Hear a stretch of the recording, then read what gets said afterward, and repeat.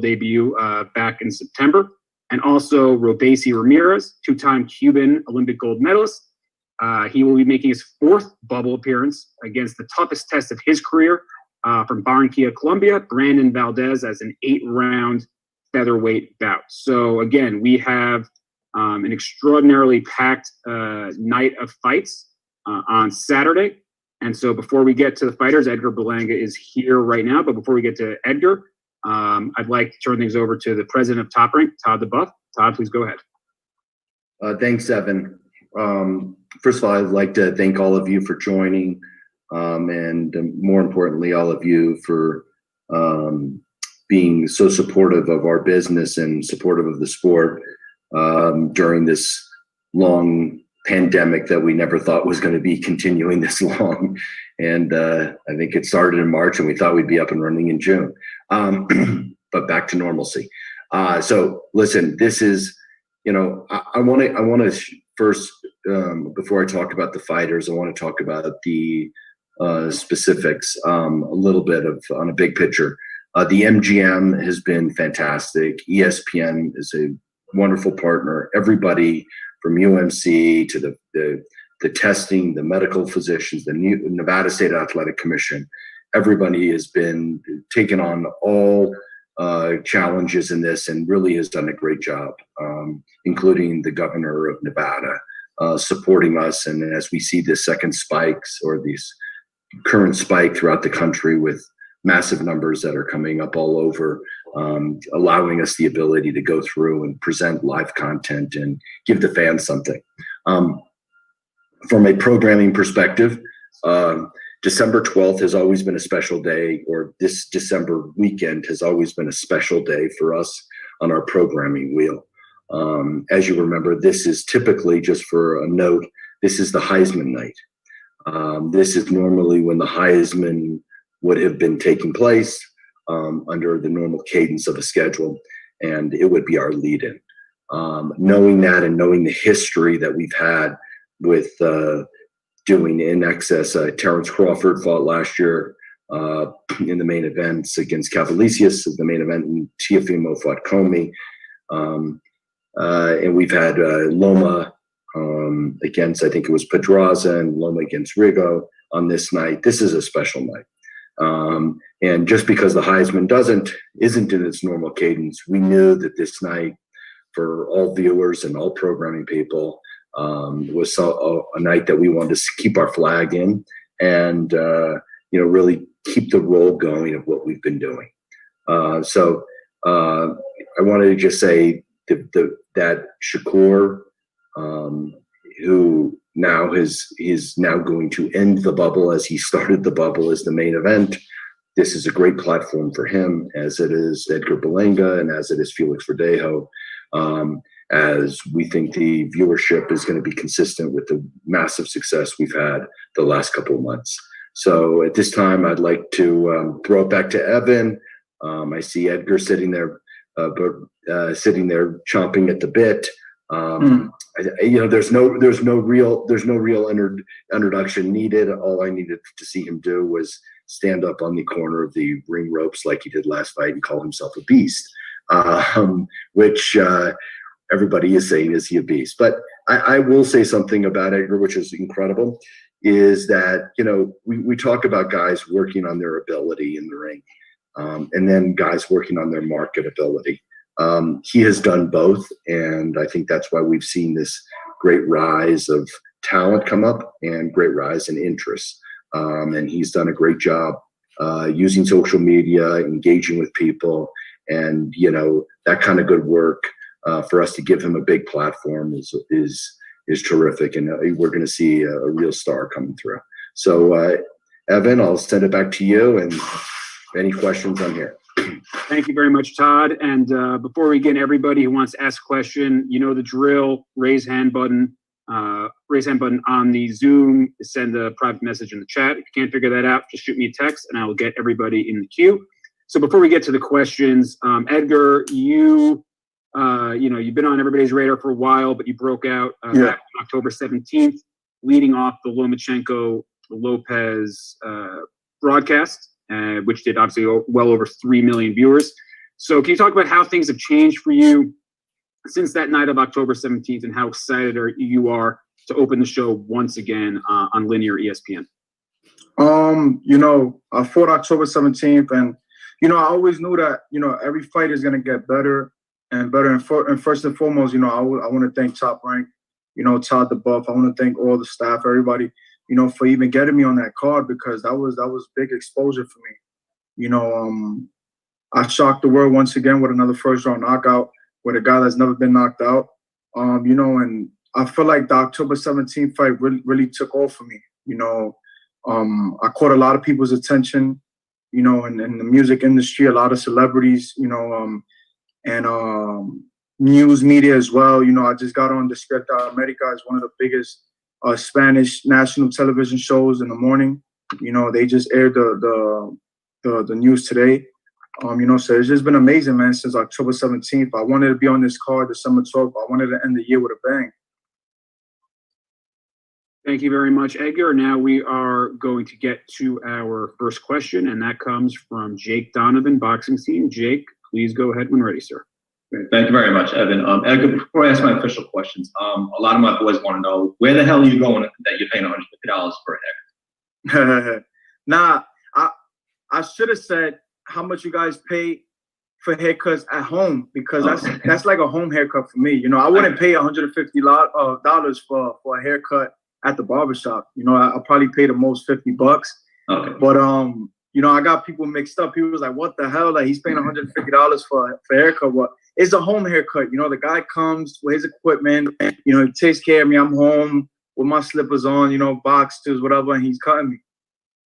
I got you. So my brother-in-law owns a fade shop in Long Island. He was ready to jump on a train and hook you up for half that price. Anyway, so onto this fight this weekend. I know a lot of people, they constantly make a big deal, like, when we're going to see Edgar Berlanga push past the first round. It's obviously not your fault that these fights, that you're not making it to that far. But even for knockouts, what do you feel like you can show differently this weekend that we haven't yet seen? The same thing. Listen, man, the same thing as always. Poise, use my jab, use my movement. I got great boxing ability that the world haven't seen yet. Only the people that's behind closed doors, that's behind the scenes with me, that's in the gym with me every day, they know what I have. And the world haven't seen that. They only seen the first round. So I'm just looking to showcase my skill once again, man, and shock the world. Hey, if I go into the second round, okay, I'm gonna continue to do what I do best.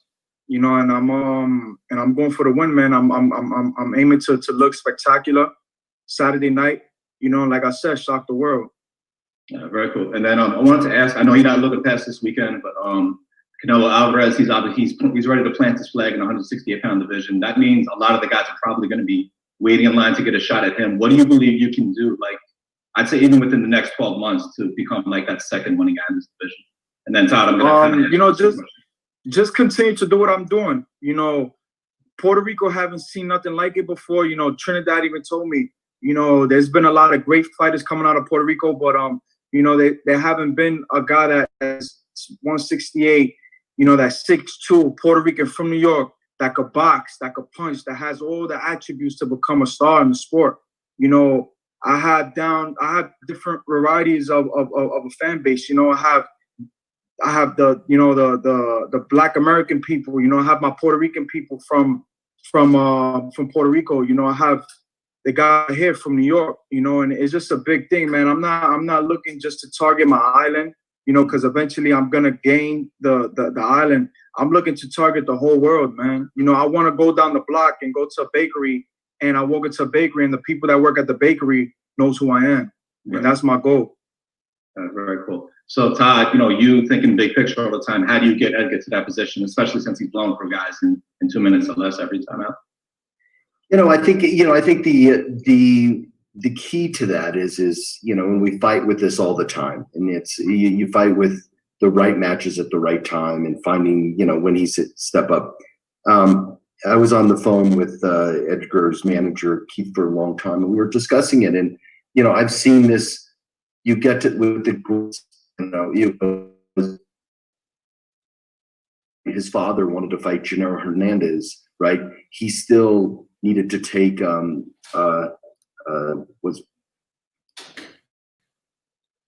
think it was the guy that took him 12 rounds or something like that.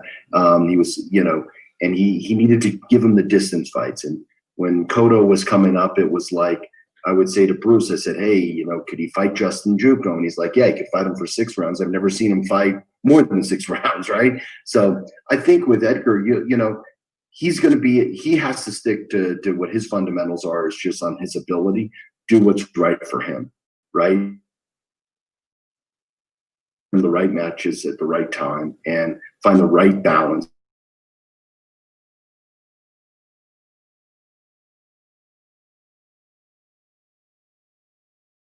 Stool in the 4th and 5th round, right? And have the water bucket, the water there, and all those things. So those things I'm going to lead with our matchmakers and obviously working with Edgar and Keith and his team.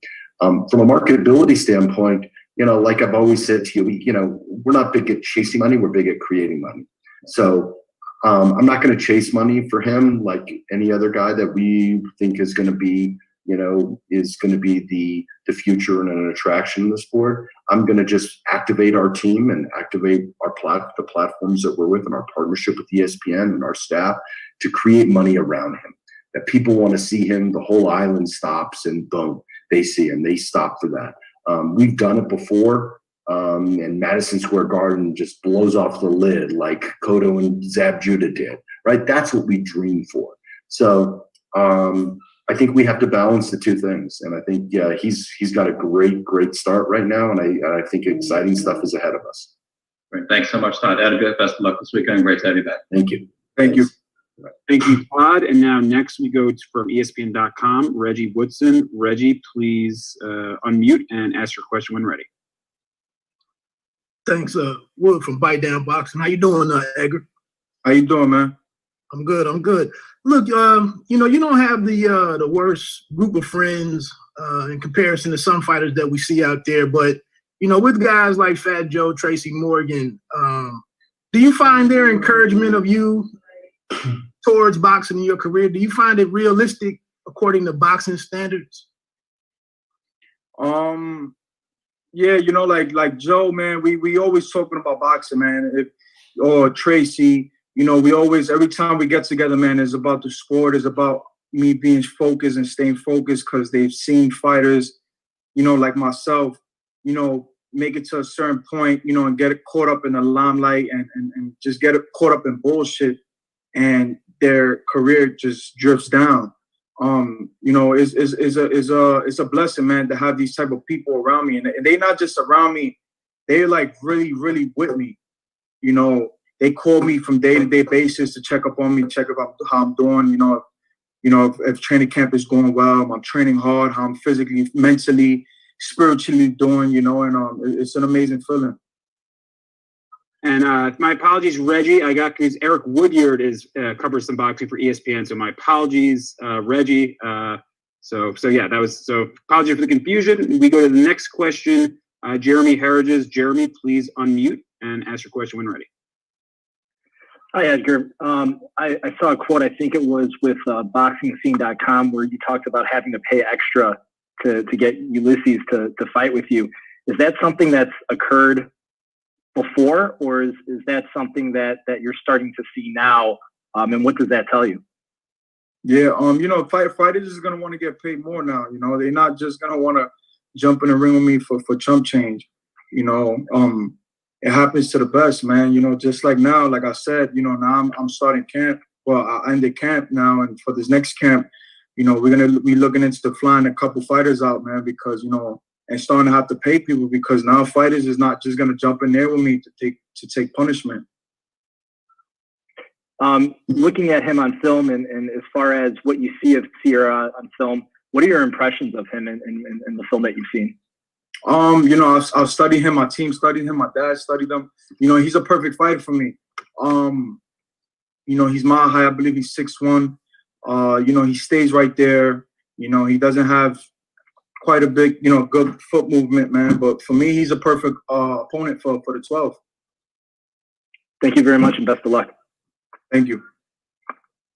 Thank you very much, Jeremy. And next up, we go to J.R. Bell. J.R., before you go, just a reminder again, raise hand function or send me a direct message in the chat. J.R., please unmute and ask your question when ready, sir. All right, there. One question. Given the amount of fights that you've had this year that have been first-round knockouts, and you've been talking about, getting better and working with your coach, Andre Rozier, what do you think that you need to kind of like focus on for this particular fight going into 2021? Just to continue, man, just getting experience. And, if I'm not getting the rounds in the fight, we look forward, to getting more rounds in sparring. My main thing right now is to just stay in the gym, man, stay training, stay in shape, and getting the rounds, man, and sparring. I'm not doing multiple rounds in the fight, but in the gym behind closed doors, I'm going 12 rounds with 3 different spar partners. We switching up the sparrings. I'm going in there with heavier guys, cruiserweights. Sometimes they'll throw in a heavyweight or a light heavyweight. I'm sparring big guys, man. And, for next year, man, we just looking at that, and also to get bigger fights, what I'm saying, to see if anybody could take me out of the first round, which eventually will happen. And, yeah, that's about it. Yeah, I know that you were talking a little bit about possibly fighting Steve Nelson in the future. So we'll see how that happens. And thanks very much for your time. All right. Thank you. Thank you, JR. And next, now we go to ESPN.com. Ben Baby. Ben, off from Bengals coverage for the day. Please, you're unmuted. Please go ahead when ready, sir. Yeah, hey, Edgar, just a real quick question. I know that you and Todd have kind of touched on this a little bit, and I know, sorry to keep kind of harping on this point, but at what point do you kind of say, okay, I'm ready to kind of maybe step up in opposition because I do need the rounds? At what point do you kind of, is this a scenario where you ask Top Rank, hey, I'd like maybe some tougher opposition, or I'd like to be tested a little bit more? And when do you realistically think that's going to happen?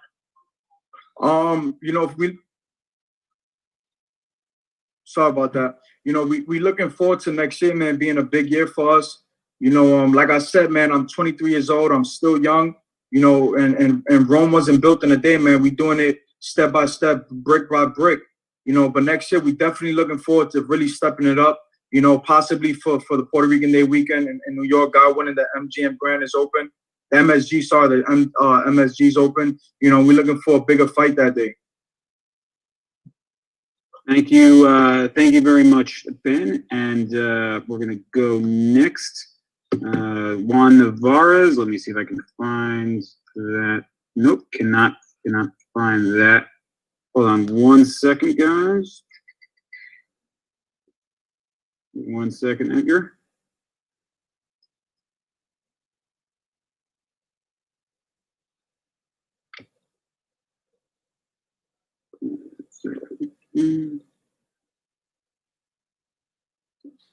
Yeah, I think while we wait for the next question, Edgar, what have you seen?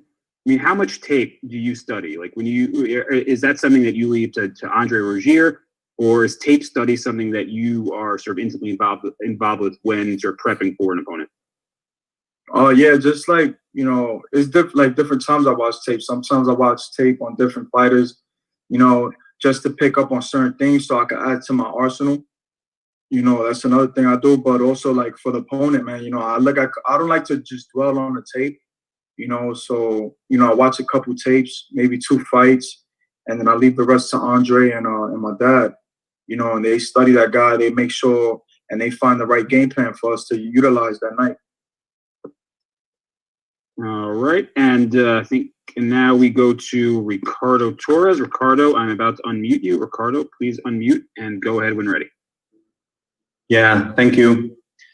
Edgar, saludo. Hey, saludo. Hola. Hola, saludos para ti. Háblame sobre lo que significa poder cerrar este año, que ha sido un año importante para ti, con un combate, mantener impresionando, ¿no? Mantener creciendo, mantener dando buenas demostraciones, sin entrar en la cuestión de los rounds, que yo sé que no te encanta ya hablar mucho de ese tema, pero más que nada impresionar, demostrar crecimiento, demostrar madurez, demostrar progreso. ¿Cuán importante es eso para ti? No, it's important for me right now. We're looking forward to this Saturday. va a ser más round, you know, and to look to get in the rounds, you know. But like I said, I'm not taking my foot off the gas, you know. If it goes past the second, then hey, good for that guy. But if not, then you know we're gonna continue to do what I do best. And everybody, if you're asking a question in Spanish, please wait for Gardy Lopez to translate before allowing Edgar to speak. So just a heads up to all Spanish-speaking reporters, please let Gardy translate. Next up, we are going to go to Carlos Narvaez. Carlos, please go ahead. Okay. Hi, Edgar, and hi, Todd Duboff. Long time I don't see you. Edgar, my question is, tell us about how was your experience working here for first time, working in the island. How was that experience for you? And also, talk a little bit about your encounter with Tito Trinidad. You know, the experience on the island was amazing. I visited a lot of gyms in Puerto Rico, you know, and I got to meet a lot of young fighters that's coming up. You know, I've got an opportunity to speak to them, you know, and just, you know, be a role model for them and be in their ear, you know, and tell them to stay out the streets, you know, and to just stay focused.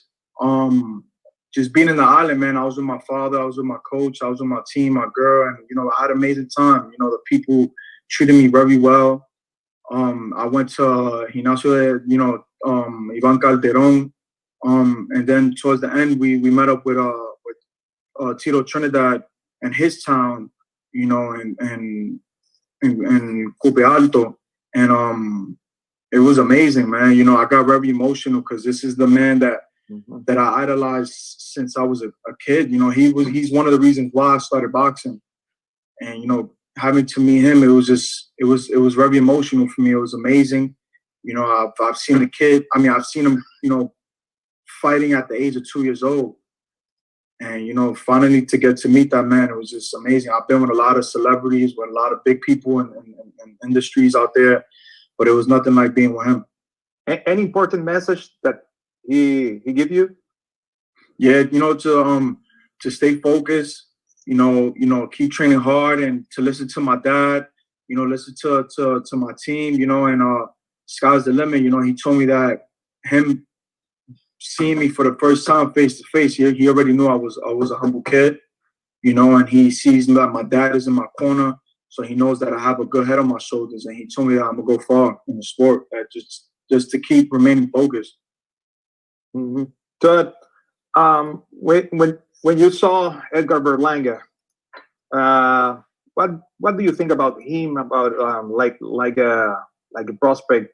You work with a lot of great fighters, like you said, like Miguel Cotto and other ones. So, do you feel that this guy will be the next star in this business? Well, I mean, you know, people. I appreciate the question, but you know, people throw the word around star so easily, and you know, one of the things we look at is you look at what are the skills or the assets that the athlete has, and do they have marketability? And obviously, he has marketability, and then ability. On the ability side of it, he can flat out punch because everybody's just can't go 3 rounds. So we've seen that, but we also, you know, we have to balance that, seeing the other skill sets he's going to have to show us, all of us in the ring, that, you know, when he starts having those, you know, longer fights, we're going to be able to see and a lot more of the arsenal that he has. And Edgar will tell you, we haven't seen everything that he can do because he's only been able to perform for under 3 minutes. So he probably has a lot of tricks in his bag, and I think he has all the attributes to do it. And it's exciting to be a part of that project. And you know, when he was telling me he saw Tito Trinidad, I remember it was almost 21 years ago this January, I went down and signed the entire 2000 Puerto Rican class with Cotto and Calderon and Fuchu and all of those guys. It seems like it was yesterday. And people, at that point, Puerto Rico and boxing people were like, yeah, it's big, but it's just Tito, it's this. And we believed in it because we had just done Tito and Oscar earlier in September. So I think, he would be a great representative for the island, a great representative for Latin America. And Edgar has all the skill sets to do it. It's going to be up to him and at the end time. Thank you very much, Todd. And we're running low on time. So Edgar, we're going to let Edgar go. But Edgar, any last comments before you go? I know you're leaving for Las Vegas very shortly. No, just everybody that's out there, man, just tune in this Saturday, on ESPN. It's going to be an amazing night once again. Obviously, like I always do, man, I'm dedicating this fight to the whole Puerto Rico. To everyone that's out there that supports me, continue to fight. Continue to support me, and I'm gonna continue to fight for you guys. And it's gonna be fireworks Saturday night. Thank you very much, Edgar. We'll let him go. He's got to pack and get ready to come to Vegas. So thank you so much for joining us today, Edgar. It's only fitting that we transition from the next Puerto Rican superstar to perhaps the most recognizable and the biggest star currently on the island, El Diamante, Felix Verdejo. Felix is joining us. Everybody asking a question, whether you're asking English or Spanish, please have Guardia Lopez time to translate. So I'm going to start with Felix. Felix, welcome back to the bubble. Coming off your most impressive win since that defeat to Lazada in March 2018. How has working with Ismael Salas in Las Vegas, moving your basic training from Puerto Rico to Las Vegas and working with Salas helped you grow as a fighter over the last couple of years? Félix, ¿cómo tu transición de entrenar en Las Vegas con Salas ha mejorado tu carrera? Pues mira, he mejorado en muchos aspectos boxísticamente y obviamente ya yo tenía la base, era cuestión de implementar varios fundamentos y organizarme un poco, ¿no? Y pues gracias a Dios he estado aquí bien enfocado y preparado para todo lo que venga y de verdad que eso ha sido lo mejor que he hecho en mi carrera. I have grown a lot as a fighter ever since I joined Ismael Salas in Vegas. I had the basics, the base skills, and this decision of coming to Vegas has been the best one I have made in my career. Thank you. And again, a reminder, raise hand button to ask Felix a question or send me a private message. And before we get to the questions, I want to bring it back to Todd. Obviously, Todd, you've been intimately involved with Felix's career since he turned pro with Top Rank following the 2012 Olympics. We've ridden that wave with Felix for the last 8 years. What have you seen from Felix over the last year or so, obviously coming off a massively impressive performance, first round KO for Will Madera? What have you seen from Felix, and where do you sort of see him going in the near future should he be successful Saturday night?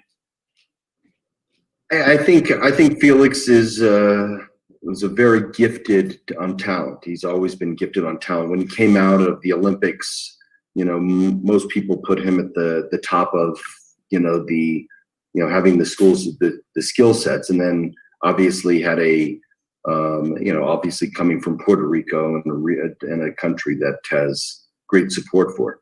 I think his most recent, he unfortunately with his accident and getting distracted, he had a couple setbacks, but we all make mistakes and we all have, we all can recover from that. And I think what he's done is he's surrounded himself with a new team.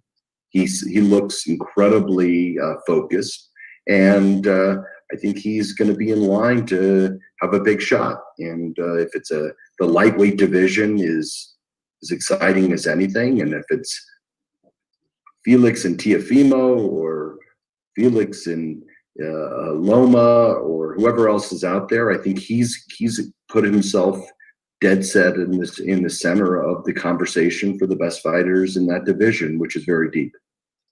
Thank you, Todd. And we take our first question from Carlos Toro. Carlos, please go ahead when ready. Hi, Felix. Thanks so much for taking time to talk to us. You know, between the motorcycle accident and the loss you suffered a couple of years ago, and now moving on with Ismael Salas, do you feel like you're now at a point in your career in and out of the ring where sort of things have now stabilized and now you can finally focus on finally getting that world title shot that you've been aiming for years now? Feli, luego de tu accidente y de la transición a entrenar con Ismael Salas, ¿sientes que ahora estás en un lugar donde finalmente puedes conseguir ese ansiado título mundial? Pues mira, entiendo que sí. Aquí donde estoy me siento bastante cómodo. Cada vez que vengo es a una misión, concentrado en lo que estoy haciendo, en la preparación. Mucha dedicación y de verdad que me siento... cuando mejor me he sentido ha sido ahora, porque salí de Puerto Rico, cero distracción, estoy de verdad metido en el gimnasio a la casa, no hago más nada que hacer eso. Y pues eso es lo que me mantiene aquí nuevamente. I really believe the time is now. You know, like every time I come to Vegas now, it's for a mission. I'm on a mission. You know, getting ready for big fights, and definitely the world title opportunity is near. You know, everything I do in Vegas is go from the house to the gym, from the house to the gym, from the house to the gym. And you know, getting away from Puerto Rico, where I had a lot of distractions, definitely helped. Thank you very much. And now we go to Osvaldo Principe. Osvaldo, please unmute, ask your question when ready, and please wait for Gardy to translate after you ask the question. Thank you. Thank you very much. Buenas tardes para todos. Voy a preguntarle a Félix en español. Félix, nosotros seguimos en Argentina mucho tu carrera, sobre todo en 2013 y en 2014, cuando seguíamos a Maravilla Martínez, a Sergio Martínez, en el Felt Forum y en el Madison Square Garden de New York, y sobre todo en la pelea con Miguel Cotto. En aquella oportunidad, tú formaste parte de la cartelera y tenías en New York City, en Manhattan, una idolatría total de la gente siendo un novato. Hoy sos ya casi un aspirante, un retador al título del mundo, que ha vencido a Brian Vázquez, pero vemos que esa devoción con el público de Nueva York un poco se apagó. ¿Crees en esto o es simplemente un punto de vista desde Sudamérica? Déjame traducirle. The question from Osvaldo is, you know, we've been following your career for a long time in Argentina, you know, ever since you fought in the Cotto Martinez card in New York. And back then you were a rookie, and everyone was impressed with what you were doing in the ring, and you had a lot of fans. But little by little, you know, like that attention from the fans has been lowering little by little. Is that a perspective just from Argentina and South America, or do you believe that's happening too? Pues mira, de verdad que tengo la culpa completamente por, obviamente, mis malas decisiones que tomé en el camino, que tuve el accidente y un sinnúmero de cosas que me atrasaron mi carrera. Y pues gracias a eso perdí mucha fanaticada, pero al igual la voy a recuperar y mucho más, porque yo sé que tengo el deseo, el talento y las ganas de ser grande y de ser el mejor en 135 libras por ahora. You know, I saw that happening too. I'm to blame for everything that has happened, you know, all my bad decisions. And I have seen that I have lost some fans. You know, I don't have the same attention from the fans, but I'm here to gain them back and gain even more fans. You know, I'm on a mission to become world champion and be one of the biggest names in the division. Thank you very much, Osvaldo. Now we go back to Ben Baby from ESPN. Ben, please unmute and ask your question when ready, sir. You know, what do you think has been the biggest thing that you've done improvement over the last few fights, and kind of what about that makes you feel like you'll succeed this weekend? ¿Qué es lo que piensas que ha hecho diferente que te va a hacer ser exitoso este sábado? Pues mira, de la manera en que me empleo con Sala y las cosas que hacemos en el gimnasio y pues obviamente la preparación y el trabajo duro que estamos haciendo se va a ver el sábado para mi carrera. You know, I'm confident that this Saturday I'm going to show everything that I've been working hard along with Salas. You know, every single detail that we pay attention to, and I'm going to show it this Saturday against Nakatani. All right. Thank you very much, Ben. We go back to Jeremy Herridges. Jeremy, please unmute and ask when ready. Hi, Felix. I know Carlos brought this up and kind of everything that you've been through throughout your career. You're 27 years old. Do you feel like over the years you've been through more than most fighters your age? And what are some of the most important things you've learned throughout your career? Que ya han hablado de las cosas que han pasado. Eres un joven de 27 años y que quizás a tus 27 años has pasado cosas que otros peleadores de la misma edad no han pasado. ¿Cómo sientes que eso te ha beneficiado para el momento que estás ahora en tu carrera? Pues mira, en ser una persona más madura y obviamente tengo una hija que es la que me ha hecho más responsable y ser más juicioso con las cosas que hago y pues me ha enseñado mucho a valorar la vida y ser lo mejor en lo que haga. You know, I feel like I have matured a lot, everything that I've been through. Also, you know, I have a daughter now, so everything that I do for her. And also, she motivates me to be the best, whatever I'm doing. And as a reminder, everybody who wants to ask a question, raise hand button, private chat, send direct message to me, and I will get to as many people as possible. We got a few more minutes with Felix because Toka Kahn Clary is waiting patiently in the queue. So I don't want to keep him waiting much longer, but we do have a couple more questions for Felix.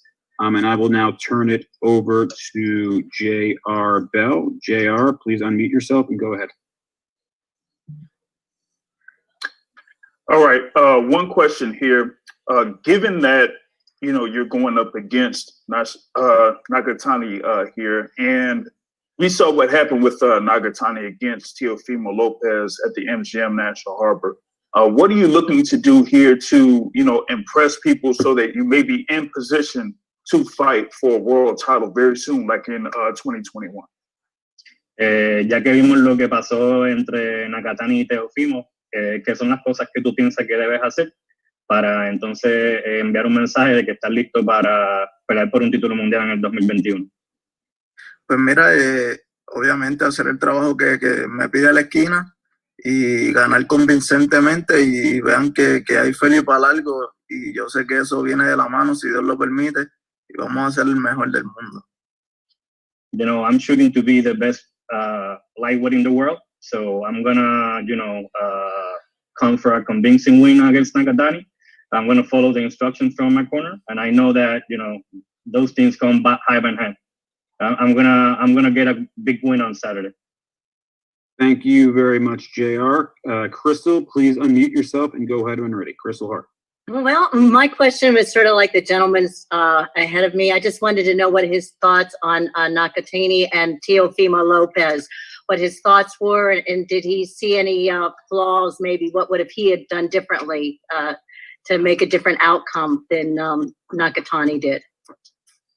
Ella pregunta que si al ver la pelea con Teofimo y Nakatani, viste algunas cosas que puede tú tomar ventaja para que entonces tengas un resultado diferente al que tuvo Teofimo. Pues sí, claro que sí. Uno siempre ve las peleas de los oponentes para ver los errores y las cosas que hacen para uno hacerlas pagar en el ring y pues nada, yo he trabajado para el estilo de Nakatani y lo verán el sábado. I have studied, you know, that fight between Nakatani and Teofimo. I have seen some flaws that I'm looking to exploit on Saturday, and you're gonna exactly see that on Saturday. Thank you very much, Crystal. And now we go ahead to Carlos Gonzalez. Carlos, please go ahead when ready. Buenas tardes, Félix. Mi pregunta es la siguiente. Obviamente todas las peleas son importantes, pero entiendes que esta es la que en definitiva, va a catapultar o a sentenciar tu futuro en el boxeo?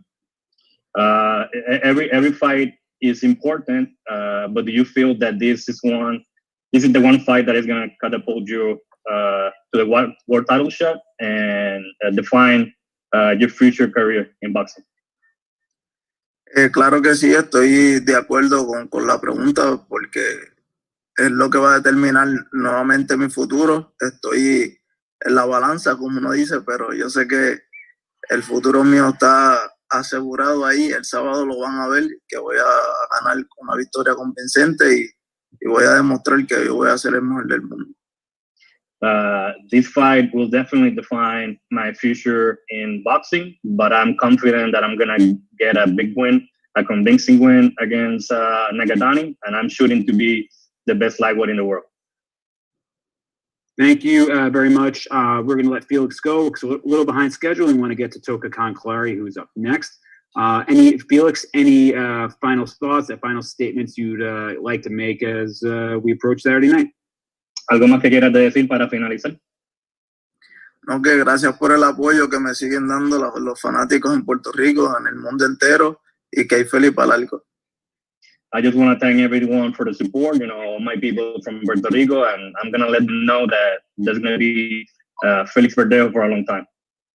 Well, thank you very much, Felix, for joining us today. A reminder, Felix co-main event right before the main event against Masayoshi Nakatani Saturday night. El Diamante is back. Felix, gracias. Thank you for joining us today, and we'll see you soon.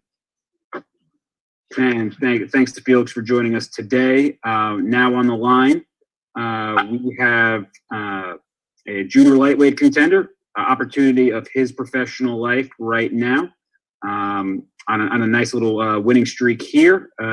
Toka Kahn Clary from Providence, Rhode Island. Toka, welcome. How you doing?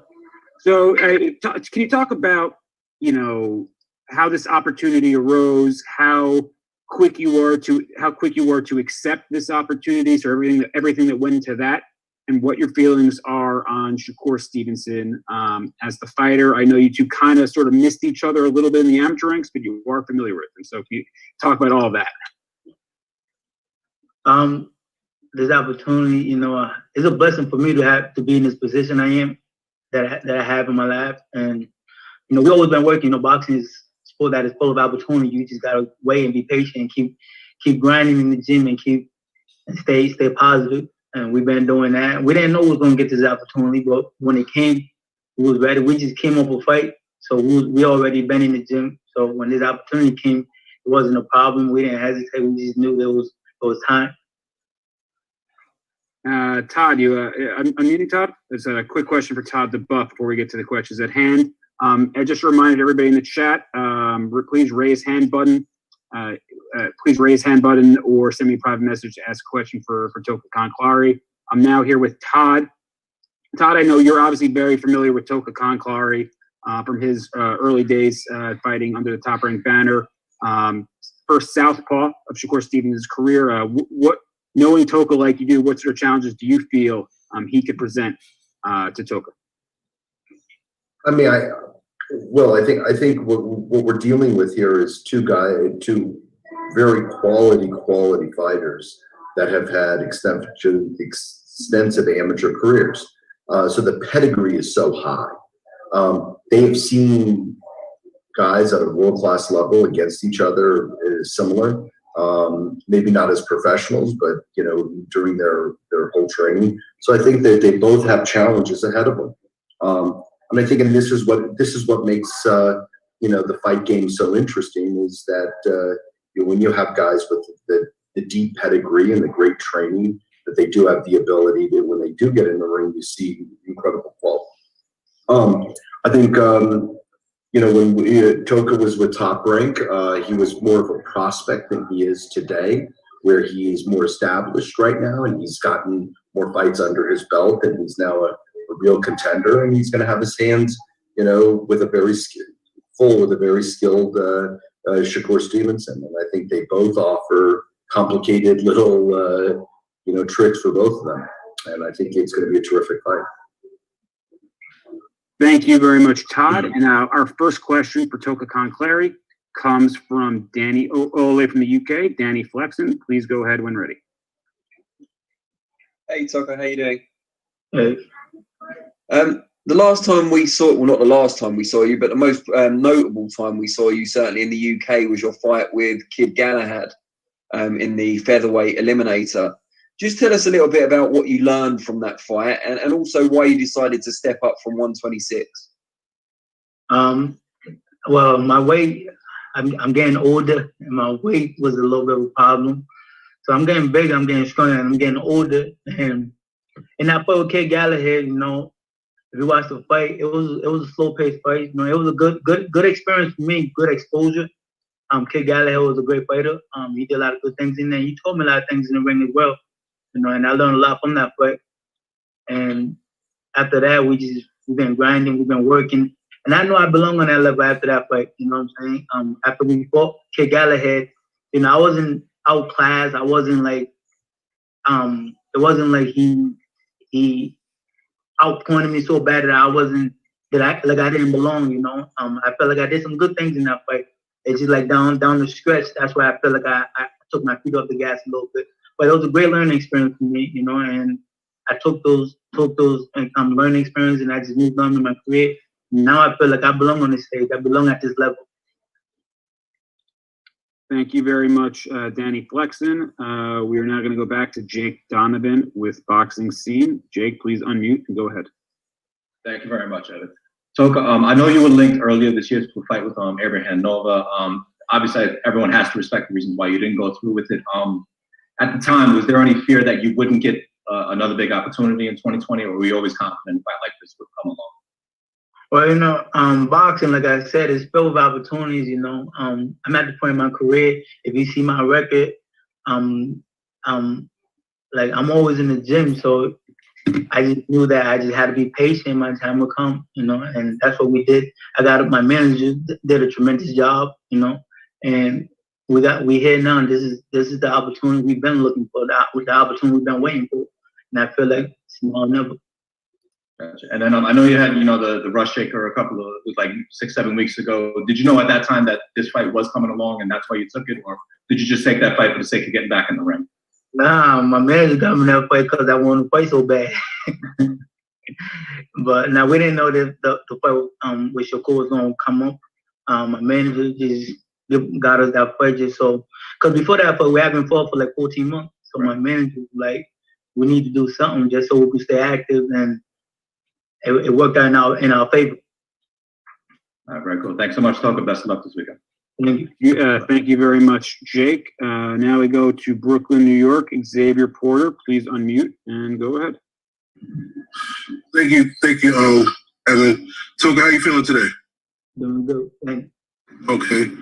With the win, if you're successful with the win against Shakur Stevenson, would this be the best, like, you know, the greatest fight for you in your career? The greatest victory in my career? I got a daughter. That's the greatest victory in my career, in my life. But this will be a big notch in my boxing career. You know, it will be a big plus in my boxing career. You know, so being an Olympian, an undefeated fighter at this level he will be huge in my career. So it will be a blessing, and it is something that we're all going out to do. Thank you very much, Xavier. Next, we go back. Toka is very popular in the United Kingdom. I guess he made quite an impression when he fought Kid Galahad. Jonathan Nagyoff, Jonathan, pro boxing fans, please unmute and go ahead when ready. Hey, Toka, how you doing? Good. Good. What do you make of Shakur Stevenson as a fighter? You know, he's been highly touted as sort of the next big thing. What do you make of him, and what do you have to do to beat him on Saturday? Shakur is a very talented fighter. You know, when you watch him, you see that very smart in there. He got a great set of guys around him. Andre Ward, Terrence Crawford. You know, so he has been coming up very well around good people. Highly talented, but I'm talented too. You know, I feel like the world haven't really seen me at my best yet, honestly. You know, and with his skills and my skills, I feel like he's gonna bring the best out of me on the 12th, and that's what I'm really more excited about. You know, but he's a talented fighter. You know, when you watch him, you see that. Thanks, Toka. Thank you. Thank you very much, John. Thank you very much, Jonathan. Let's see who else we got. We got people more in the queue here. J.R. Bell, we go back to you, sir. Please unmute and ask your question when ready. All right there, Toka. When this fight was announced, you said, come December 12th, boxing fans will see the difference between a man and a boy. Could you go into that a little bit more as far as like your overall experience as a professional and as an amateur? And do you think that is basically what it means to have that difference in this fight coming up against Shakur Stevenson? I mean, I just said that, because Shakur's a young dude, you know what I'm saying? I'm in the prime of my career. He's 23 years old. He's still young. I remember when I was 23 years old. I didn't mean nothing like no disrespect, man. Like, I'm just saying I'm older, I'm stronger, and I've been through a little bit more than he has. And I'm gonna show all that when I go in it come December 12th. Thank you very much, JR. Let's see. Again, raise hand button in the chat queue, or send me a private message, and we will get to it. You mentioned, Toka, that you fought. It was October 26th. You fought on a smaller show here back in your hometown of Providence, and you said that you didn't know that this opportunity was coming. But now, but how beneficial it is for you now that you've had that fight, only 5-6 weeks apart, staying sharp and staying in the gym? How much of a benefit does that fight back on October 26th, I believe, help you as you prepared and camped for Shakur? Well, that fight helped me a lot because that was my first fight in a bubble, doing a bubble thing, doing the COVID, but fighting with no fans in the arena. So that was my first time with those atmospheres. So it was a blessing that we had that fight. It also gave me and helped me to know what I'm going into when there's no fans in the crowd, when there's you won't be hearing no noise from anyone. So that fight helped me to get my mind prepared for that. And the weight cut. I ain't had no problem with my weight this camp. I was already in shape. My weight was already down. I don't think I was over 12 pounds this whole camp, so it worked out tremendous. And you touched on the Kid Galahad fight. You said you learned a lot of things that you need to sort of maybe be more aggressive. But it was a close fight. Was that the biggest lesson you learned, that you maybe need to be more aggressive? But again, Shakur is obviously a different animal style-wise than Kid Galahad. So how do you sort of take what you learned from that fight and apply it to a guy who fights completely differently, and a guy such as Shakur Stevenson? I feel like I just gotta believe in myself, you know what I'm saying, in everything from 1 to 10, you know what I'm saying. That was one of the biggest things I got from the Kid Galahad fight, believing in myself, because if you see, like, I feel like my body language wasn't at its best in that fight, and I feel like that was something that I was lacking. But other than that, come the 12, I feel like everything gonna come together for me. And now we go to Joshua Brewer. Joshua, please unmute and ask your question when ready, sir. We got a couple room for about 1 or 2 more with Toka. So Josh, go ahead when ready. Hello, Toka. Yeah, this is kind of along a similar vein. Like, how do you stay focused on what it is that you need to do when going up against someone like Shakur, where we know that the majority of people are going to be on his side and viewing him as that next big thing, and they're essentially probably looking past you? How do you stay focused on what it is that you're doing so that you can go in there and actually probably change the outcome for what people may think? Well, that make it easy on me, really. That people think I'm just supposed to come in there, he's just supposed to watch me. So for me, I look at that like that's no stress on me. That's more stress on him. He got to worry about going out there and doing what this said. Me, I gotta go out there and do what I know. I know how to do what I do. And I know I ain't no like I see online bum. I ain't no cherry pick. I know the type of fighter I am. I know what I've been through. So with all the talks and what everybody feel like he is, he gotta go out there and prove it. I just gotta go out there and be me, be the best Toka Kahn. Thank you very much. And I think at this point we will let I know Toka's probably gonna pack, get ready to go to Vegas. Long travel ahead of him. Toka, before you go, any final message you'd like to send to media, to your fans? Because now we're only 4 days out from the fight of your career. I just want to tell everybody, December 12th, I want to thank the whole Top Range squad, the whole team. Thank you for the opportunity. I want to thank my team, my family, the state, everybody that support me. I'm blessed. I'm blessed to be in this position, and I am going to show up, and I am going to do my thing in December 12th. Thank you for having me. Thank you so much, Toka. We will see you in the bubble in Las Vegas tomorrow.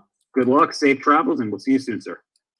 Thank you to Toka Kahn Clary for joining us today. We're going to take a very, very short intermission while we wait for Shakur Stevenson to join us. So please stand by. It'll only be a couple minutes, and then we will get to the Shakur Stevenson portion of the call. Thank you.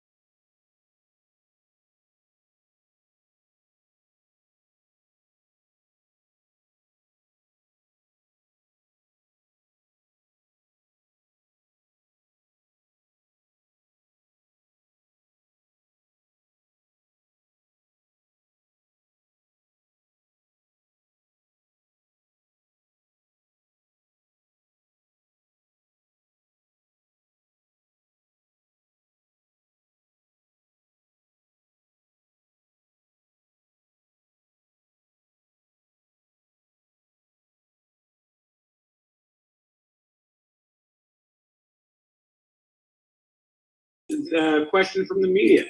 Yeah, I figure Shakur will start with your favorite person to ask you a question, and then we'll get to the other people. So yeah, so Shakur, your second appearance. How did that first one help you moving towards your as you prepare for your second bubble fight?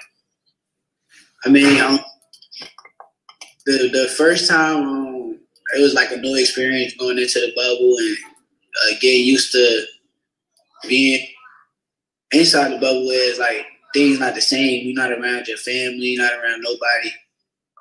I'm usually like type of person got like a bunch of family members and a bunch of people around me. And, it's a big difference in the bubble. So I think I got used to it now, and I think I'm just ready to fight. And Todd, I mean, this was obviously Shakur wasn't originally scheduled to fight December 12th. Once the Berchelt Valdez fight sort of fell through, Shakur took this fight on about 5 weeks' notice. Todd, can you talk about sort of the decision making that went into pivoting and putting Shakur in this spot in a big main event on December 12th? Yeah, I mean, this is first of all, compliments to Shakur and his team. I mean, they are doing exactly what the old time fighters do and what the real fighters do is take the opportunities that exist. Because we had a very fluid schedule and because of the COVID issues, there were difficulties in keeping, fights in college football and NFL football. Everything's moving so quickly. We had only from scheduling purposes, we had, Shakur planned for, I think it was sometime in early January and had the Berchelt Valdez fight scheduled for December. But as soon as we had the pullout, Shakur's team reached out to us and said, listen, we want to accelerate this even quicker. And that's just a real tribute to being a great prize fighter and jumping on the opportunity and being a part of Heisman night.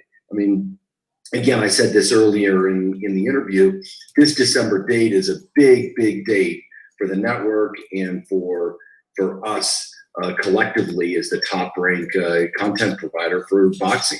And this has been earmarked, and last year was Crawford and Cavalisius, and before that was Loman Pedraza. And, Shakur, we've wanted him on this date, and it's a great opportunity, and it's a 3-hour time block, and I think he's the perfect guy to fit it. And I think we're really, really proud of the way that they stepped forward and Shakur stepped forward to say, hey, I want to get in the ring. I don't want to talk about me going on vacation, see my kids and fun. He's doing exactly what the prize fighters do. Thank you, Todd. And our first question comes from Eric Woodyard, ESPN.com. Eric, unmute. Please go ahead when ready. Shakur, what's up, man? What's up? What up? Watched you over the years, man, with my girl Teresa Shields in the Olympics, to get into this level. And they talked about their team. Speaking of their team, but one guy in particular I want to ask you about is Jay Prince, man. How much have he helped you, in your career as well from his role in your camp? I mean, Jay Prince been a big help. He's not just like a manager to me. He's like more like family.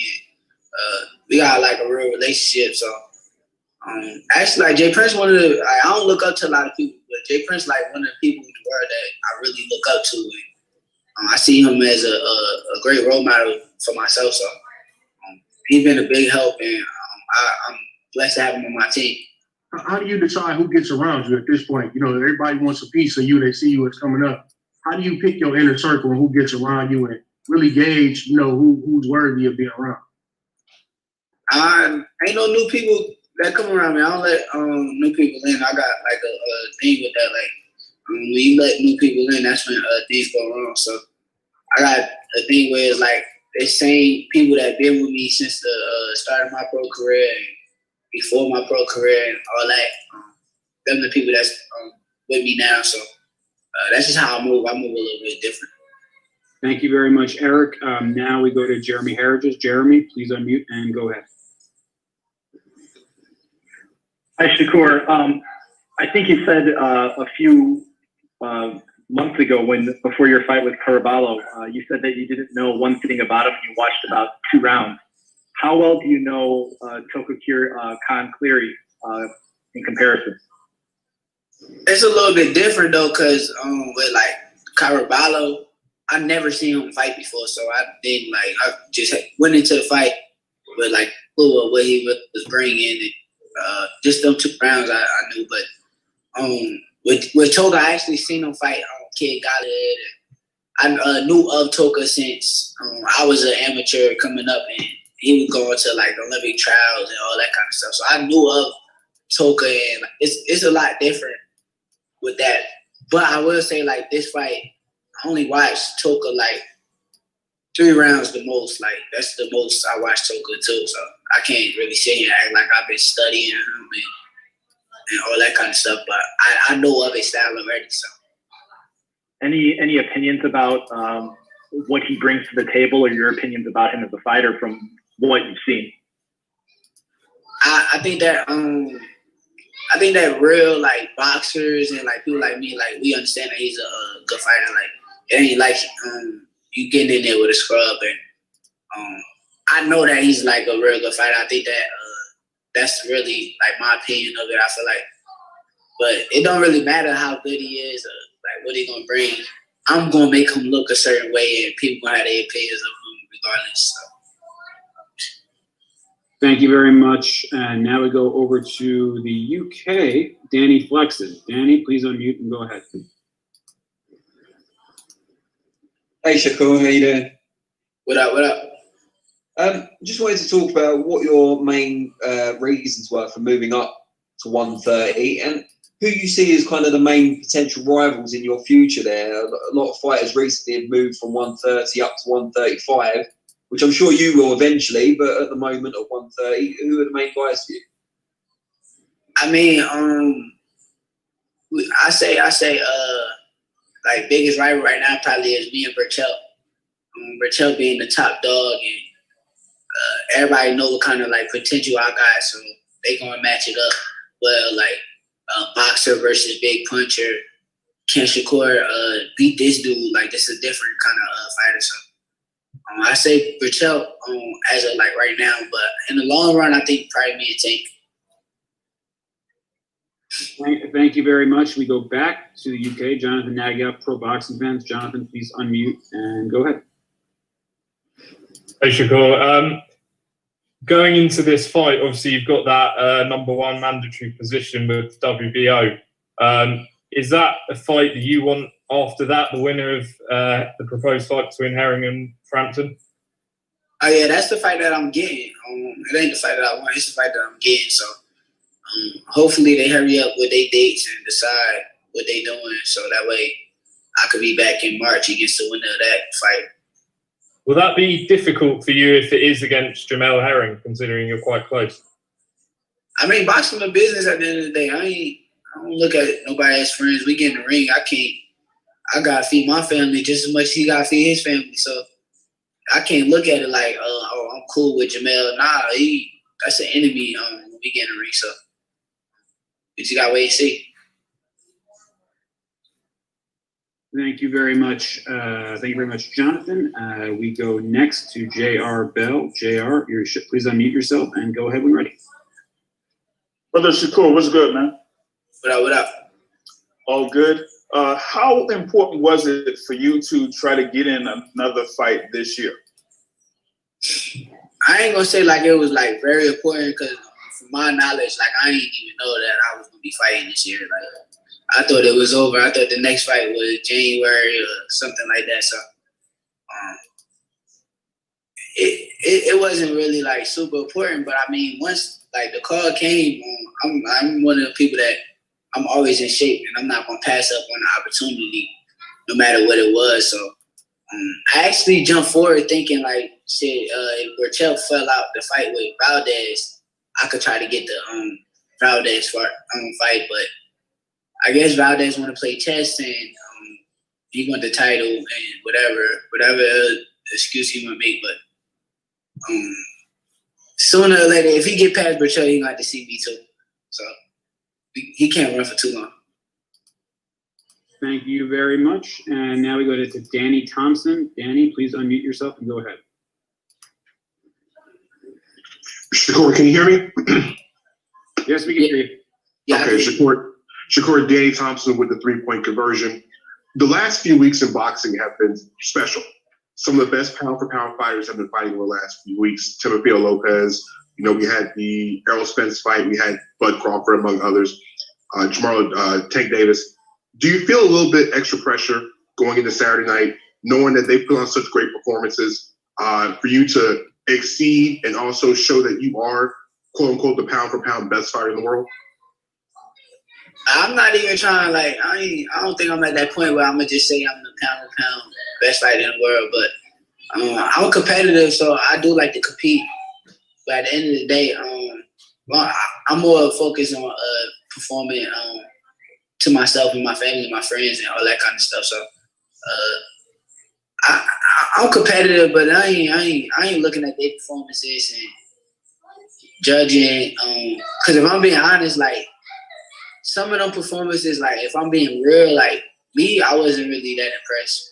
Like some of the performances you name. I mean, a lot of, like, casual boxing fans that's not into boxing probably is, like, really impressed with some of that stuff, but I wasn't really, like, impressed with.